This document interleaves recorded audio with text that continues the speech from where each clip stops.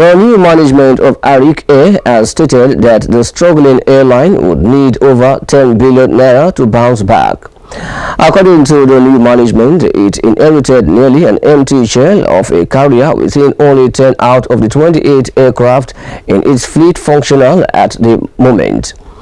Airline was on Thursday taken over by the federal government through the Asset Management Corporation of Nigeria due to a debt profile of over 300 billion naira. It was gathered that only 10 out of the 28 aircraft in the fleet of the airlines were operational, with 18 either grounded or had gone for sea check in Europe. The captain, Roy Ilegbudu-led management said in a statement on Sunday that the airline does not have money to procure aviation fuel for the 9 operational aircraft because no dealer wants to sell aviation fuel to Arik except it is on a cash basis, and that staff salaries have not been paid for 11 months. Arik will tarry for a while for the new management to clean up the airline before Arik will finally resume uninterrupted flights. Gold slipped on Monday as the dollar strengthened against the yen, with the greenback buoyed by a smooth meeting between U.S. President Donald Trump and Japanese Prime Minister Shinzo Abe that saw no mention of currency policy.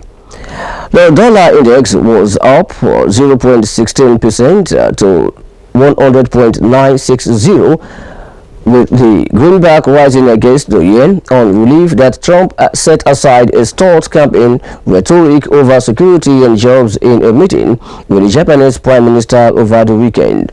A senior Japanese government spokesman says Abe and Trump did not discuss currency issues or any bilateral trade deal.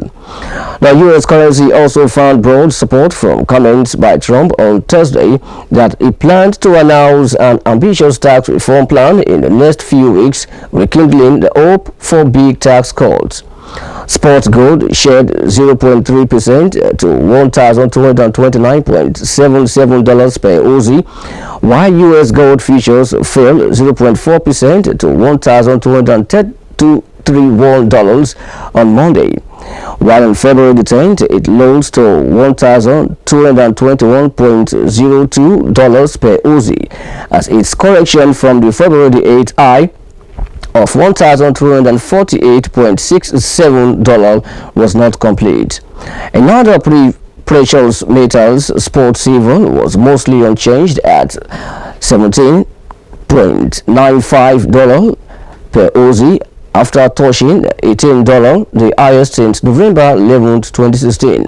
Earlier in the season, platinum eased by 0.3% to $1,007.15 per oz.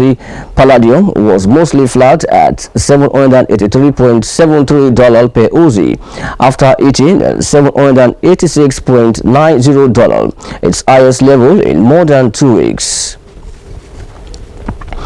Stories from other African countries. The Kenyan government says it will appeal a court ruling Thursday thwarting its plan to close the Dadaab refugee camp, the largest in the world. In a statement posted on Twitter, it says that it has the cardinal responsibility of providing security for all Kenyans and climbed the complex in the eastern Kenya, which is the size of a large town, has become a place for various terrorist attacks by Al-Shabaab. Government will appeal closure of Dadaab in interest of national security.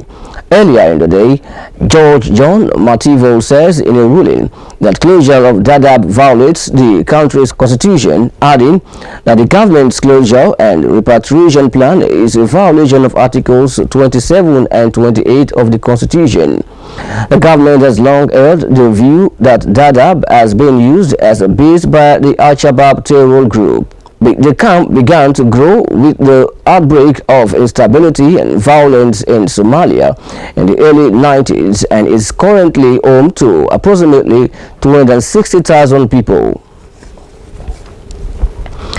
A Kenyan judge Monday jailed 7 officials of the medics union for a month of failing to call off a 2-month strike by doctors at public hospitals that has seen at least a dozen die due to lack of medical care. Judge Ellen Wasiwal says she could not delay further the contempt of court sentence she had suspended earlier on conditions the doctors call of their strike, where at least 5,000 doctors are on strike for better pay and to protest the dilapidated state of Kenya's public health care. Doctors want the government to implement pay rises in an agreement signed in 2013. That agreement would raise salaries by 180%, and currently doctors earn an average basic salary of $400 to $850 per month compared to a Kenyan legislator who earns nearly $14,000 a month. Early in December, President Uhuru Kenyatta says at least 20 people had died as a result of the strike, near total paralysis in the country's health sector, and many are believed to have died from a lack of emergency service. Kenyatta has twice asked the doctors to return to work, first appealing to their humanity for the suffering masses and then offering a partial increase of the salary hikes agreed upon in 2013. The Doctors Union and the Kenya Medics, Pharmacists and Dentists Union rejected both offers and urged the government to pay the full salary increase it promised 3 years ago. We'll go on a short break. More news when we return. Please stay with us.